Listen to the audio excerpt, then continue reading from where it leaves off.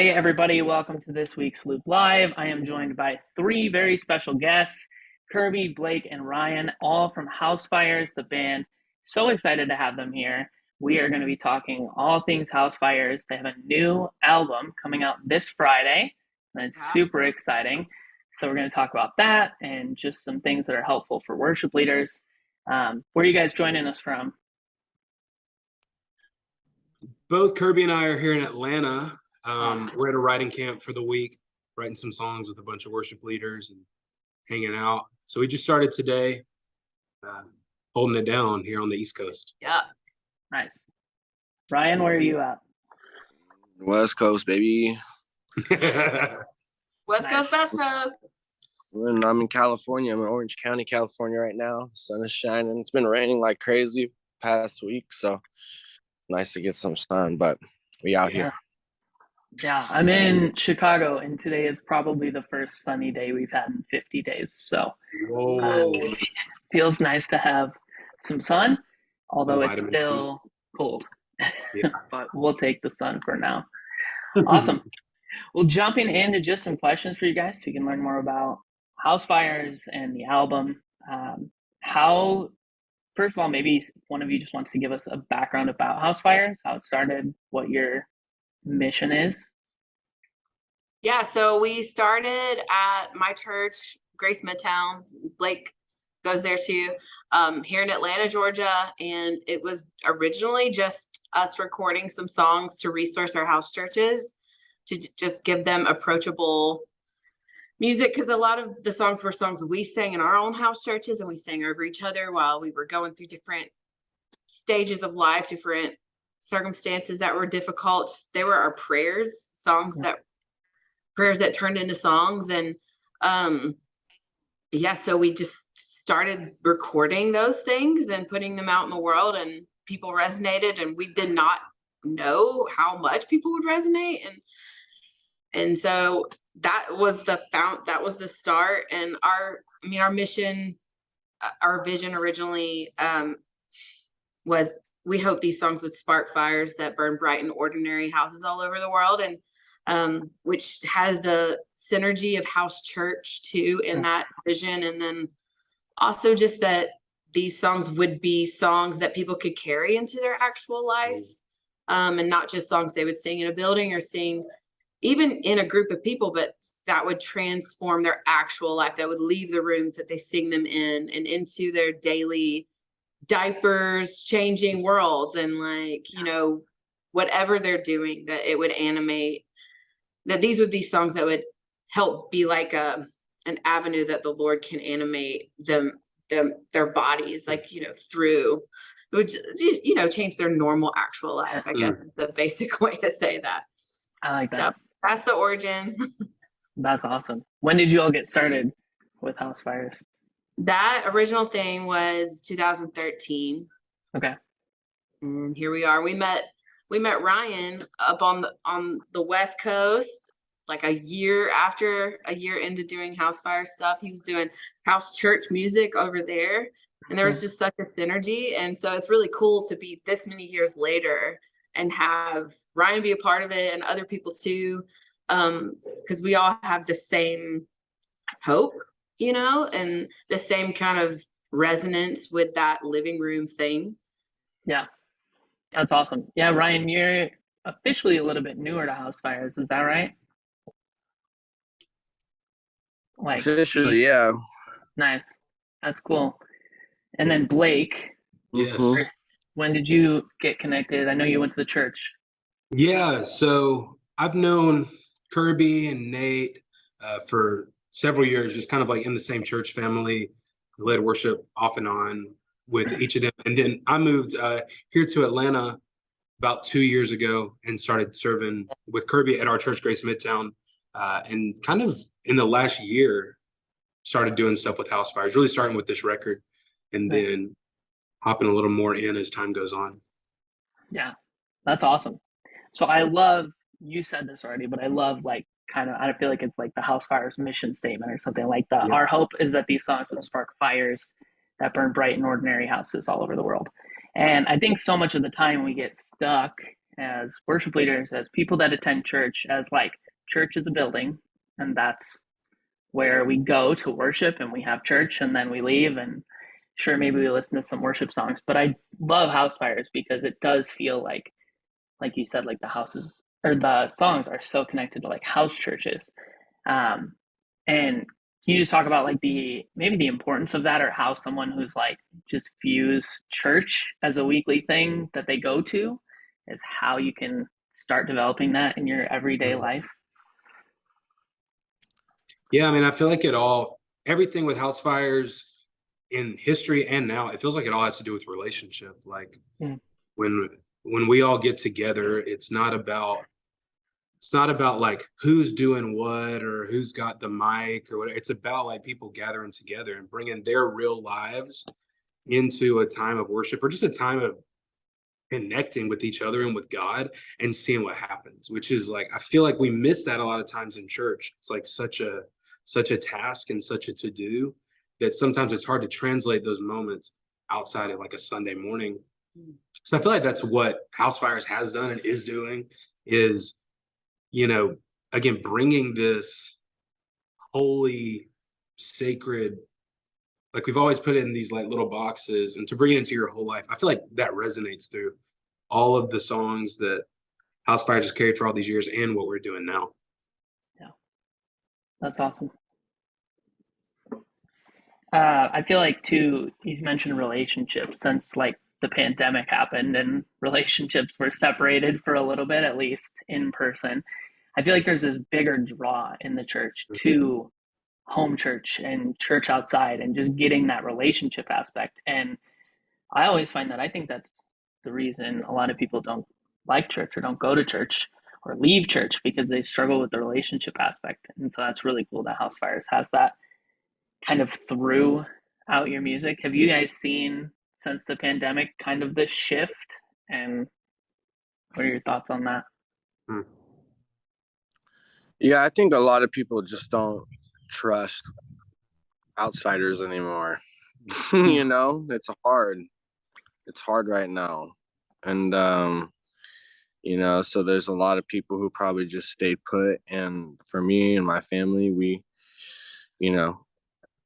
had to figure out how to connect with the Lord in our home without anybody around, so it's a one relationship. I think the biggest facade that people get put on is like, come to church and find family. It's like, and because that's the brand, you know what I'm saying? It's a huge banner over it, but family is different for a lot of us. We've experienced loss and like experienced hurt and pain in the worst way.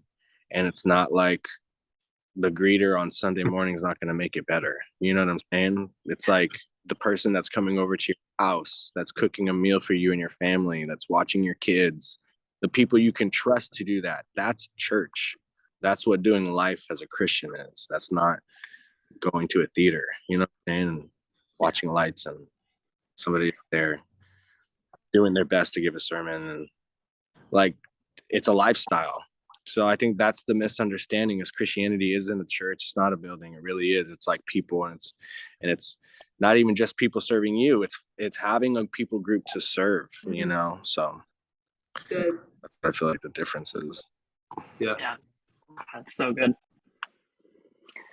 Yeah, I love that. And I think too, like the relationship aspect of Housefires can be seen so much throughout your music, because it's always like either featuring so and so on a song, or like all of a sudden you're like, oh, Ryan Ellis is in Housefires, like officially, that's awesome, or something like that. So, and I think in just worship music, we've seen that a lot. I feel like there's very few worship albums right now that are coming out that aren't like featuring 4 different people, and there's a lot of collaboration in the church, and hopefully people see that and can seek that out in their own lives too. So your new album, super exciting, comes out this Friday. Yes. So congrats on that. It is called How to Start a House Fire, correct? Yeah. So a great title that I'm sure will pull people in and wondering how to start fires. They will find your music. That's awesome. Can you tell us about the album, how it came together, how long you've been working on it, things like that? I mean, we've been sitting on this album for like a year. We recorded all of this around a year ago, 10, 12 months ago. And it was the first time that a lot of us had gathered like in a larger group, probably since the pandemic had started. And so it was like amongst some writing camps that we were doing with friends. And then at night and in the morning, we would like capture these times of worship and just gather. Like, I don't even know who knew what the project was going to be. Like, I've heard Kirby be like, I didn't even know we were recording an album. Like, I thought that it was just like content for Instagram. And then this album came out. So it was like a bunch of songs that have, you know, resonated with us. Or like Ryan was saying, it's like everything slowed down. And it was like, what's church like when everything's gone quiet? And when like I'm not going to a building on Sundays and I'm not like in this small group and wherever. And it's like, what were the songs that carried us through? I mean, through the pandemic is what it felt like for me. It felt like every song we were singing over those few nights were songs that I knew from like you and Nate and other people who were recording. Like, those were songs that had carried these people kind of through the last year or two, and songs that really mattered and felt like it was coming back to, I don't know, just the simple stuff. Coming back to like, what does it mean when we get together and like just sing about Jesus? Like, take all the fluff away, take all the like, you know, take all the extras out and get people back together. And it was this like alchemy that felt really pure. It still feels pure. When I listen to the album, it feels pure. It feels like it captures the title. Like, how to start a house fire, probably just like look at God and look at each other and let it happen. Oh, you know? There it is. I like that. That's awesome. Look at God, look at each other, and let it happen. Yeah, and that's usually all it takes. It's just connecting with each other and with God, and house fires can start. That's really cool. Yeah, anybody else with Kirby or Ryan with your experience with the album? I feel like the album and the music is just like like it's just the beginning of the breadcrumbs. You know, when you look at what we all stand for and what everyone has been fighting for and the yeses and the nos that everyone stood for in the group, you know, these songs are definitely songs for people to encounter. But I feel like my hope is that people would look at the stories of all the individuals in the group and the people that, you know, even myself, you know, like, yeah, the songs are dope, but it's the people that are doper, you know. Kirby's amazing, Blake's amazing, Nate's amazing. And not only just because, oh, they're really good people, but they're going through some really hard stuff, you know. And to see them still worshiping, even amongst their trials and tribulations, that's like what I hope encourages people. But, you know, that takes a little bit more time to unravel and unroll. But, you know, like even for me, joining Housefires, even having my own music career made sense to me because I've known these guys for over a decade. You know, I got songs on the radio. Ryan Ellis is its own thing. But the biggest thing I was trying to paint when I first came in, because they signed me and they're like, oh, this guy's a worship leader. But where I lead worship isn't a home, you know, and that's all I've ever known.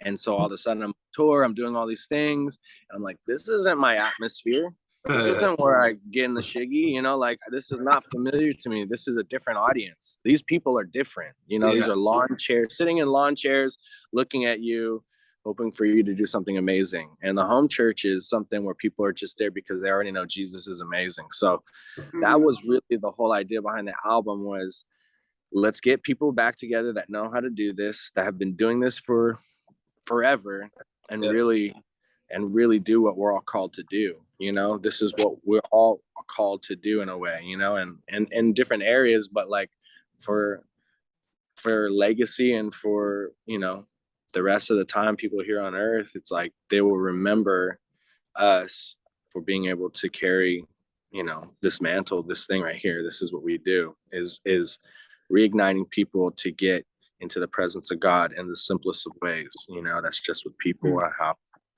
some songs. Yeah, that's so good. I think a lot of people feel what you felt, especially worship leaders. Like they signed up to lead worship because, I mean, most of them anyway, because Jesus is awesome and they wanted to lead people in worship. And then the routine of it all and the people coming up to you afterwards complaining about how loud it was. Music's too loud, or you Yeah, didn't something like that. 1,000 reasons.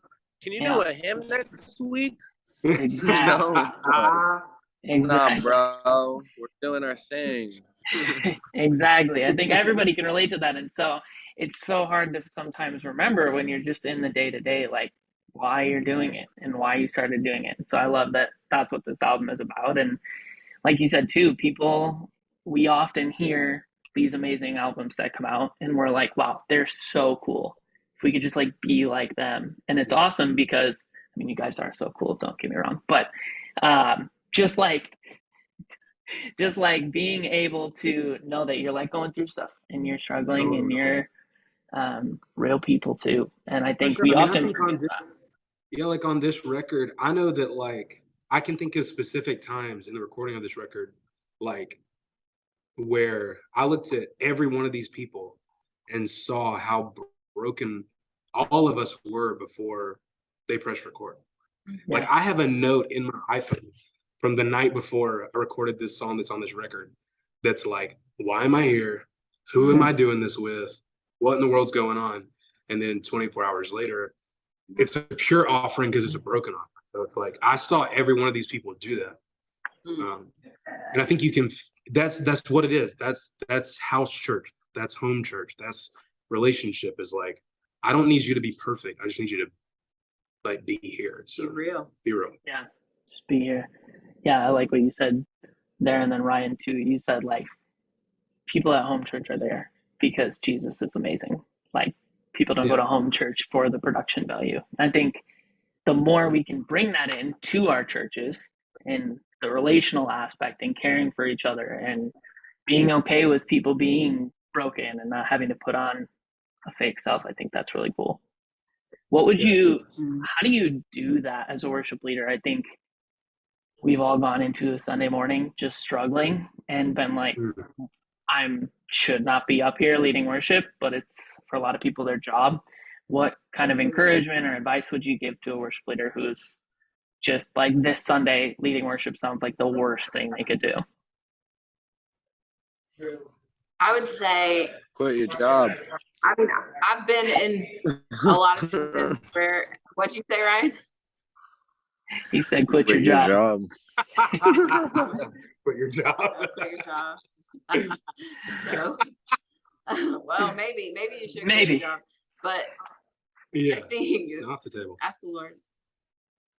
But I think in a lot of seasons, I was leading songs that I wanted to be true, and or songs that I really needed to sing, and having to do it as a job was, I let it be a discipline instead of an obligation, and inviting the Lord to just like, hey, I know how to do this, and I'm just gonna sing it because I know how to sing it.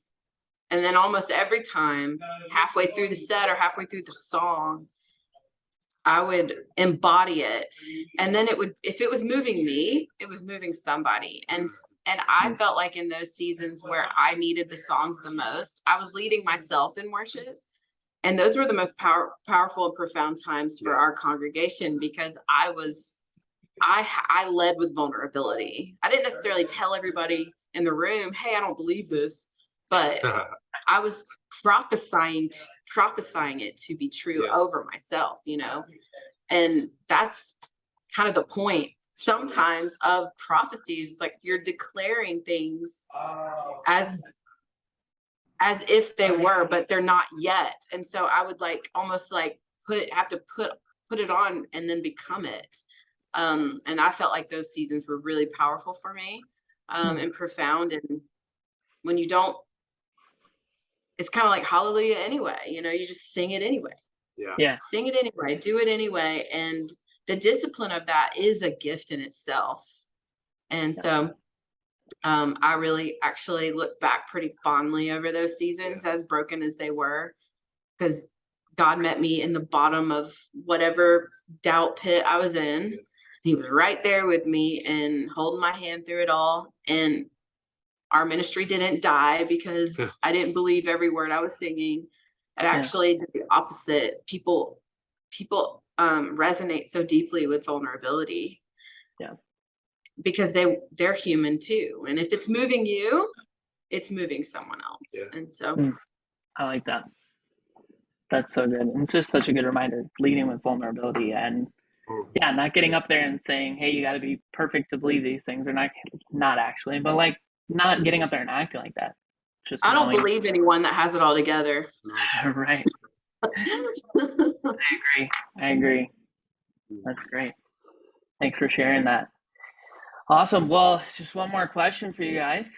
I'll let you get back to your writing camp. And what song on the next album do you want people to listen to? Whether you all have one or 3 different ones. What are you like? I cannot wait till people hear this. It keeps changing.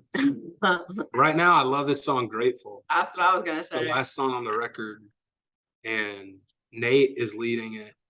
And it was the first song one morning, and it feels like The morning. it does. It feels like when it feels like everybody's waking up, like everybody's just getting like, the message is so simple. Like it's not trying to say anything. It's just like, Praise.